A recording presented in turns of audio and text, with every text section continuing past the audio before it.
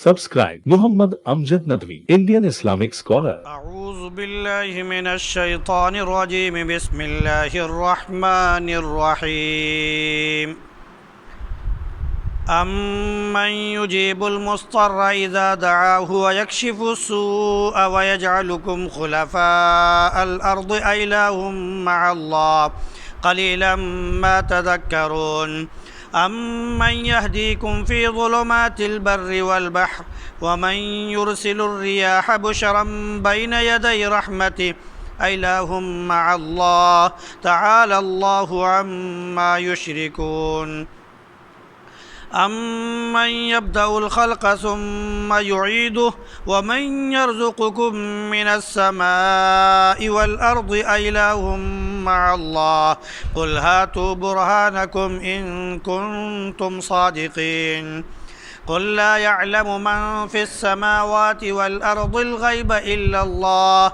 وما يشعرون أيان يبعثون بل ادارك علمهم في الآخرة بل هم في شك منها بل هم منها عمون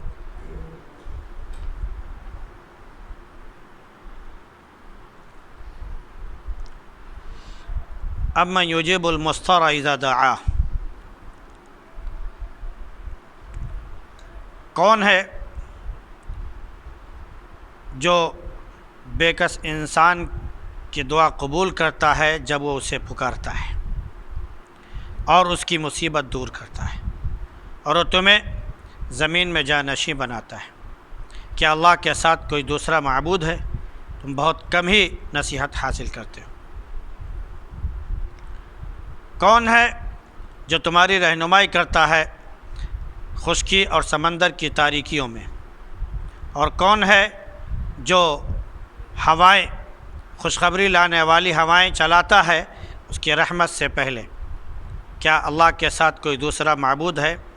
اللہ بزرگ برتر ہے اس چیز سے جو شریک کرتے ہیں۔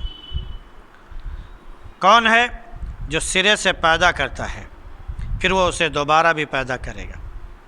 اور کون ہے جو تمہیں آسمان اور زمین سے رزق دیتا ہے؟ کیا اللہ کے ساتھ کوئی دوسرا معبود ہے؟ کہہ دیجئے کہ لاؤ تم اپنی سند اور دلیل اگر تم سچے ہو۔ کہہ دیجئے کہ آسمان و زمین میں اللہ کے سوا غیب کوئی نہیں جانتا ہے اور وہ یہ بھی نہیں جانتے ہیں کہ کب اٹھائے جائیں گے، بلکہ آخرت کے سلسلے میں ان کا علم ختم ہو جاتا ہے، بلکہ وہ اس سلسلے میں شک میں پڑے ہوئے ہیں، بلکہ وہ اس سے اندھے ہو گئے ہیں۔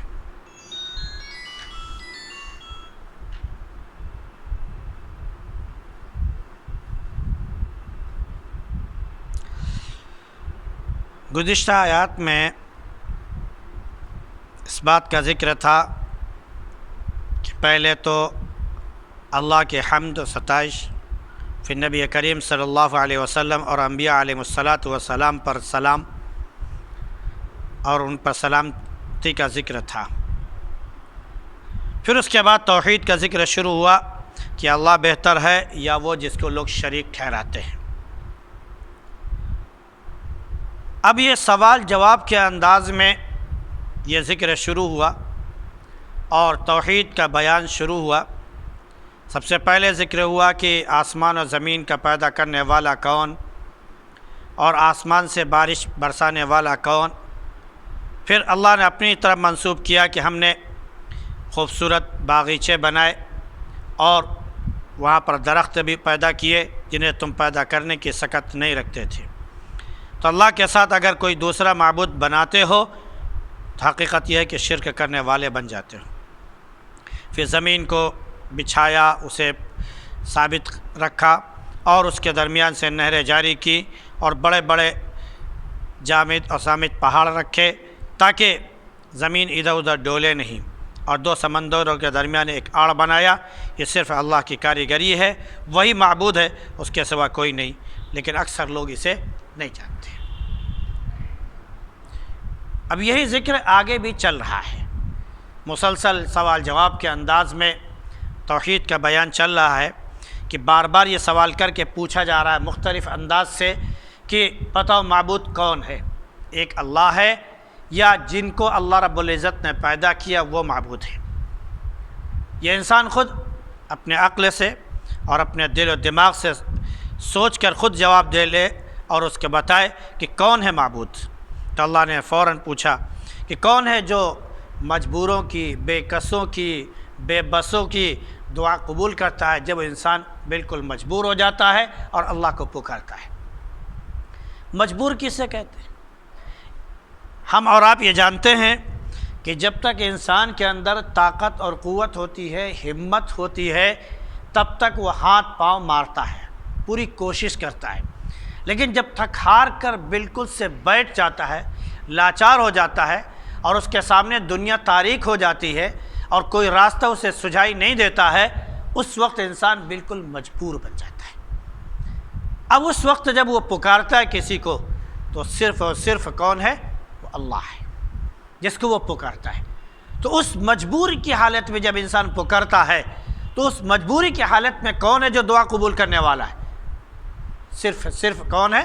اللہ، اور وہی مصیبت دور کرتا ہے۔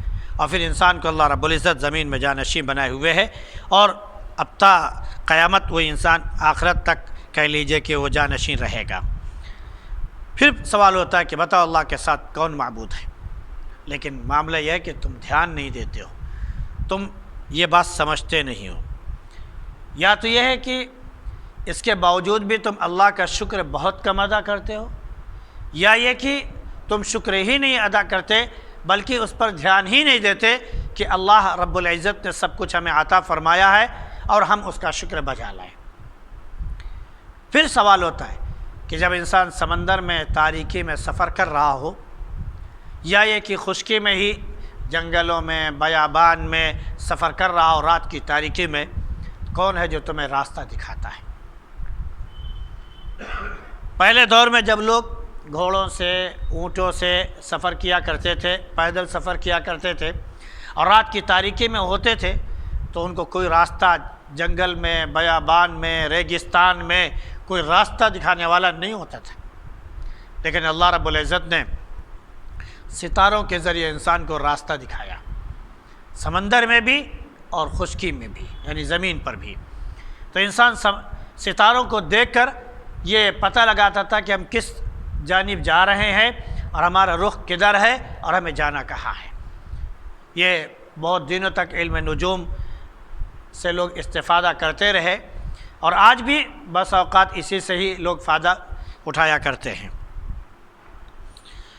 اس کے بعد پھر دوسرا سوال ہوتا ہے کہ بتاؤ، ایک تو ہے کہ بارش آتی ہے، اور یہ کہ بارش سے پہلے ایک تیز ہوا چلتی ہے جو ان بادلوں کو لے کر آتی ہے جن میں پانی ہوتا ہے، جس میں بارش ہوتی ہے۔ تو یہ بتاؤ، ان ہواؤں کا چلانے والا اور بادلوں کو جن میں پانی ہے لے کر آنے والا اور پھر بادلوں سے مہ برسانے والا کون ہے جو اللہ کے سوا ہو؟ معلوم ہوا اللہ کے سوا کوئی معبود نہیں ہے۔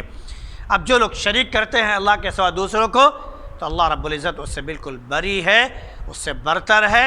اللہ رب العزت شرک کا محتاج نہیں ہے، شرک سے بالکل وہ بری الذمہ ہے۔ پھر انسان کو ایک سوال دوسرا اٹھایا جاتا ہے، ابھی تو یہی ہے، اب انسان کو یہاں پر لا کے رکھا جا رہا ہے کہ اب وہ سوچے کہ یہ پہلے بتاؤ کہ سب سے پہلے انسان کی تخلیق یا کسی بھی چیز کی تخلیق کس نے کی ہے؟ اگر انسان کی تخلیق کے بارے میں پوچھا جائے کہ سب سے پہلے تمہیں کس نے پیدا کیا، جب تمہارا وجود بھی نہیں تھا، تمہیں کوئی جانتا بھی نہیں تھا، تمہارا کوئی عطا پتہ نہیں تھا، کوئی خبر نہیں تھی، تب سب سے پہلے تمہیں پیدا کرنے والا کون ہے؟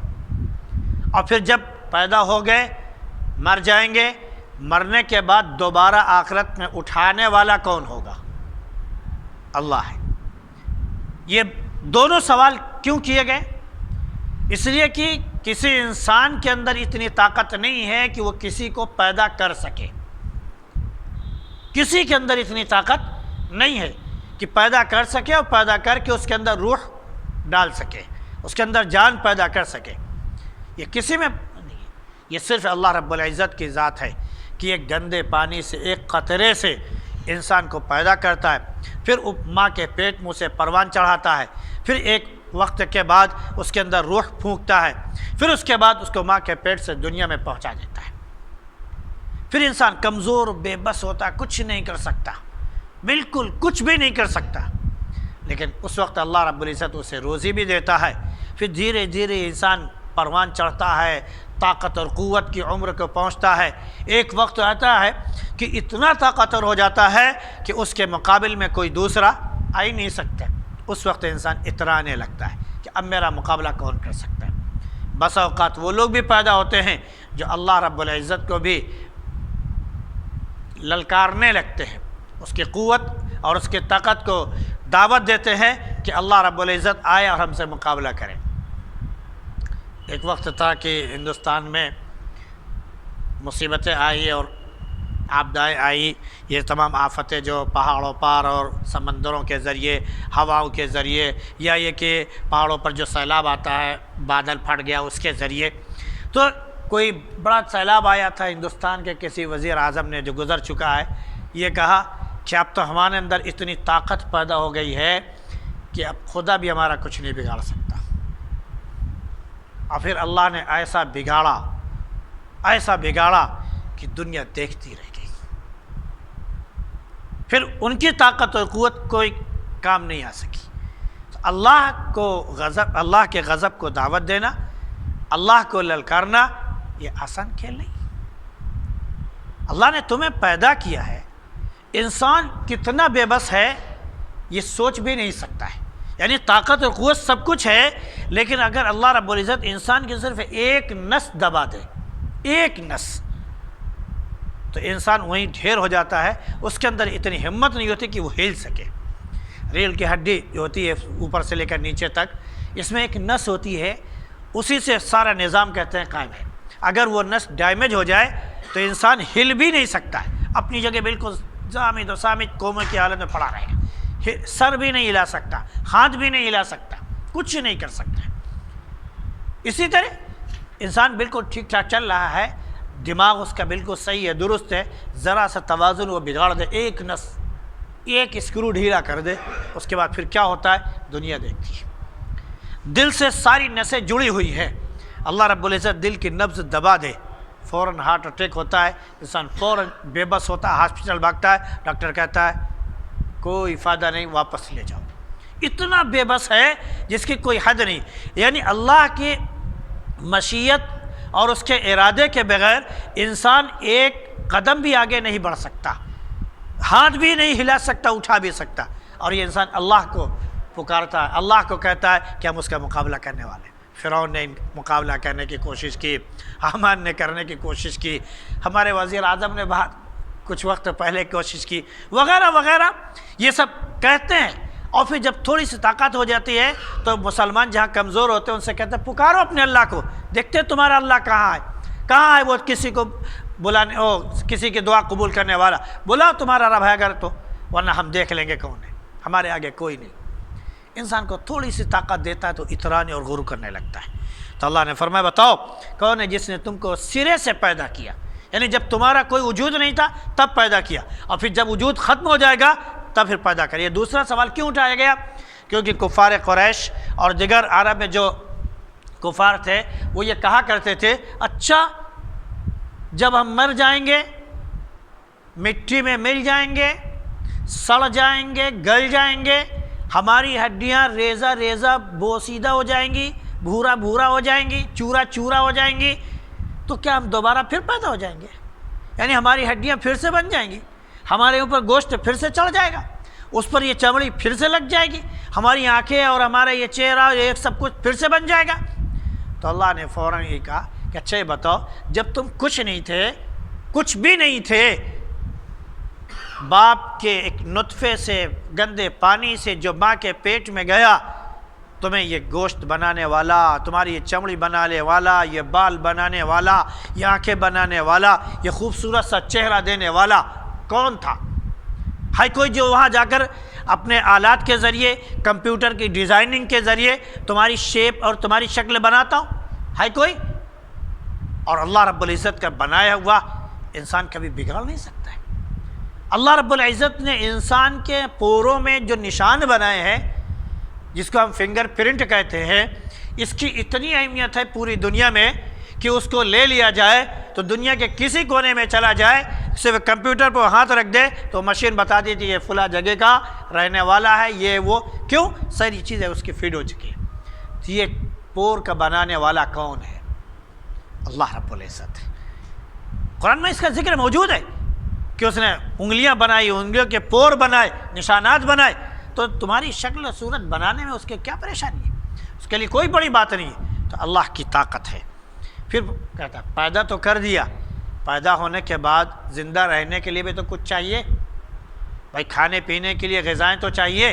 چھوٹا بچہ ہے، اگر اسی وقت سے اس کو سیب سنترا سب کچھ دینا شروع کر دو، آج پیدا ہوا ہے، کیا وہ ہضم کر پائے گا؟ نہیں کر سکتا ہے۔ بڑی خوشی میں دو، ہم تو اس کو پستہ دے رہے ہیں، ہم اس کو بادام کھلا رہے ہیں، ہم اس کو یہ کاجو کھلا رہے ہیں، یہ وہ ہے اس کے اندر طاقت کی وہ کھا سکے؟ یہاں تک کہ آپ اس کو پیس کے بھی کھلائیں پلائیں تبھی کیا وہ ہضم کر سکتا ہے؟ نہیں کر سکتا۔ جیسے وہ پیدا ہوا، ماں کے پیٹ میں تھا تو ناف کی نلی کے ذریعے اس کو رزق اللہ رب العزت پہنچا رہا تھا۔ جیسے ماں کے پیٹ سے وہ باہر آیا، اللہ رب العزت نے ماں کے چھاتی سے اس کے لیے دودھ کا فوارہ جاری کر دیا۔ اب وہ ماں کا دودھ جو اسے ملتا ہے، اس سے بہترین غذا دنیا میں اس کے لیے کوئی اور نہیں۔ بھینس کا دودھ، بکری کا دودھ، گائے کا دودھ بس اوقات نقصان کر سکتا ہے، لیکن ماں کا دودھ اس کے لیے اتنا مفید ہوتا ہے کہ اس سے اس کی بھوک بھی مٹتی ہے اور اس کے اندر کی طاقت اور قوت بھی بڑھتی ہے اور وہ پروان چڑھتا چلا جاتا ہے۔ 2 سال کی مدت اللہ رب العزت نے رکھی دودھ کی۔ کوئی 6 مہینے پیتا ہے، کوئی 9 مہینے پیتا ہے، کوئی 10 مہینے پیتا ہے، کوئی 15 مہینے پیتا ہے، لیکن زیادہ سے زیادہ 2 مہینے ہیں۔ پھر اس کے بعد بچہ دھیرے دھیرے کھانا شروع کرتا ہے تو اللہ رب العزت دوسرا نظام بناتا ہے، اس کے دانت نکلنا شروع ہوتے ہیں۔ اب وہ بڑی سی بڑی چیزیں، سخت سے سخت غذائیں بھی وہ کھانے لگتا ہے۔ پھر وہ طاقت اور قوت کو پہنچ گیا تو اب اترانے لگا۔ تو اللہ نے فرمایا امن یرزقکم من السماء والارض، آسمان سے اور زمین سے رزق تمہیں کون دیتا ہے؟ آسمان سے رزق کیوں کہا گیا؟ کہ اللہ رب العزت آسمان سے بارش برساتا ہے، زمین میں بارش آتی ہے تو کھیت لہلہا اٹھتے ہیں، زمین اپجاؤ بن جاتی ہے، ہر چیز اس کے اندر سے پیدا ہونے لگتی ہے۔ اگر اللہ یہی بارش روک دے تو قحط سالی پیدا ہو جاتی ہے، پھر کوئی چیز پیدا نہیں ہوتی ہے۔ چھوٹا سا علاقہ ہمارا ہے کہ راجستھان، ذرا سے بارش رک جاتی ہے تو لوگ پریشان ہو جاتے ہیں، کیا ہوا؟ پانی نہیں ہے، کھیتی نہیں ہو رہی ہے، سارے کھیت آئے دن ہماری حکومت جو ہے اعلان کیا کرتی ہے، کیا ہوا؟ فلاں جگہ جو ہے قحط سالی ہو گئی ہے، پیداوار کم ہو گئی ہے، اس کا بجٹ اتنا پاس کیا جائے۔ یہ الگ بات ہے کہ اس کو نیتا وغیرہ ہی کھا جاتے ہیں، لیکن بہرحال یہ بھوک اور قحط سالی عام ہو جاتی ہے۔ تو یہ رزق دینے والا کون ہے؟ اللہ رب العزت۔ پھر سوال ہوتا ہے کہ اگر نہیں ہے تو لاؤ دلیل۔ اگر تم نہیں مانتے ہو کہ اللہ کے سوا کوئی اللہ معبود نہیں ہے، اس کے بعد سوا کوئی دوسرا معبود ہے، تب تم دلیل لا کے پیش کرو۔ پھر ہوتا ہے کہ زمین آسمان کے غیب کی باتیں اللہ کے سوا کوئی نہیں جانتا۔ حدیث شریف میں آتا ہے کہ 5 چیزیں ہیں جو غیب کی کنجیاں کہلاتی ہیں، اللہ کے سوا ان کو کوئی نہیں جانتا۔ کل تم کیا کماؤ گے تمہیں نہیں معلوم، ماں کے پیٹ میں کیا ہے یہ کسی کو نہیں معلوم، وغیرہ وغیرہ، بارش کب ہوگی یہ کسی کو نہیں معلوم۔ تو اس طرح غیب کی باتیں جو ہیں وہ اللہ کے سوا کوئی دوسرا نہیں جانتا ہے۔ آج کچھ لوگوں نے یہ اعتراض کیا کہ ہم تو مشینوں کے ذریعے جان جاتے ہیں کہ ماں کے پیٹ میں کیا ہے۔ بھائی آج کل آلات آ گئے ہیں، ڈاکٹر صاحب موجود ہیں ہمارے، اور کیا بولتے ہیں کہ الٹرا ساؤنڈ میں آدمی جاتا ہے فوراً پتہ چل جاتا ہے، بلکہ یہاں تک پتہ چل جاتا ہے کہ بیٹا ہے کہ بیٹی ہے۔ تو کہتے ہیں اب تو ماں کے پیٹ میں ہم نے جان لیا۔ یہ ماں کے پیٹ میں جب بچہ بن گیا، اس کی شکل و صورت بن گئی، تو اس کے بعد آپ نے عکس لیا اور آپ کو پتہ چلا کہ ماں کے پیٹ میں کیا ہے نا، یہ تو بات۔ لیکن آپ یہ بتا سکتے ہیں جب آپ نطفے کی شکل میں تھے یا یہ شکل و صورت بننے سے پہلے آپ کیا تھے؟ کیا آپ کی مشین بتا سکتی ہے؟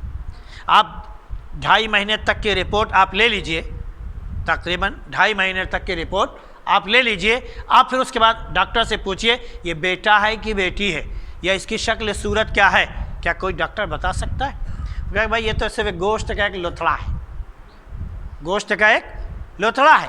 اللہ رب العزت نے فرمایا کہ من النطفہ، اس کے بعد پھر کہ بتا کہ ومن العلقہ، پھر اس کا ومن الغلظہ وغیرہ وغیرہ، کہ پہلے تمہیں نطفہ بنایا، نطفے سے جو ہے علقہ بنایا، علقہ سے جو ہے مضغہ یعنی گوشت کا لتھڑا بنایا، پھر گوشت کے لتھڑے سے جو ہے اللہ رب العزت نے تمہارے جسم کو صحیح سالم شکل و صورت دی۔ تو یہ شکل بننے سے پہلے جب تم گوشت کے ٹکڑے کی شکل میں تھے، اس وقت تک کیا آپ کا آلہ کام آ سکتا تھا؟ نہیں، بلکہ اللہ رب العزت اس وقت بھی جانتا تھا جب تم باپ کے نطفے کی شکل میں ماں کے پیٹ میں گئے، تب اللہ تعالیٰ یہ جانتا تھا کہ تم بیٹا ہو یا بیٹی ہو، یہ اللہ کو معلوم تھا۔ کیوں؟ اس لیے کہ اس نے جب آدم علیہ السلام کو پیدا کیا اور پھر اس کے بعد آدم علیہ السلام کی نسل کو اس نے بنایا، تو اس نے ایک مٹھی مٹی لی اور اس نے دائیں طرف یوں پھینک دی، پھر ایک مٹھی مٹی لی اس نے بائیں طرف یوں پھینک دی، تو اسی وقت سارے انسان وجود میں تھے۔ اللہ رب العزت کو معلوم تھا کہ یہ بیٹا ہے یا بیٹی ہے۔ اس کے بعد یہ سلسلہ بتایا، ایک سلسلہ بنایا کہ انسان قیامت تک ایسے پیدا ہوتا۔ تو اللہ رب العزت تو ازل سے جانتا ہے کہ تم بیٹا ہو یا بیٹی ہو، اور آپ جب آکار بن جائے، شکل و صورت بن جائے، تب آپ گھمنڈ کرتے ہیں کہ ماں کے پیٹ میں کیا ہے ہم جانتے ہیں، آپ کو کچھ بھی علم نہیں۔ تو یہ اللہ کے سوا کوئی نہیں جانتا۔ اب انسان کو یہ بھی نہیں پتا کہ آخرت میں کب اٹھایا جائے گا، یہ بھی نہیں معلوم، کیونکہ جن دیوی دیوتاؤں کو ہم پوجتے ہیں وہ بھی دنیا میں پیدا ہوئے اور مر گئے، وہ ختم ہو گئے۔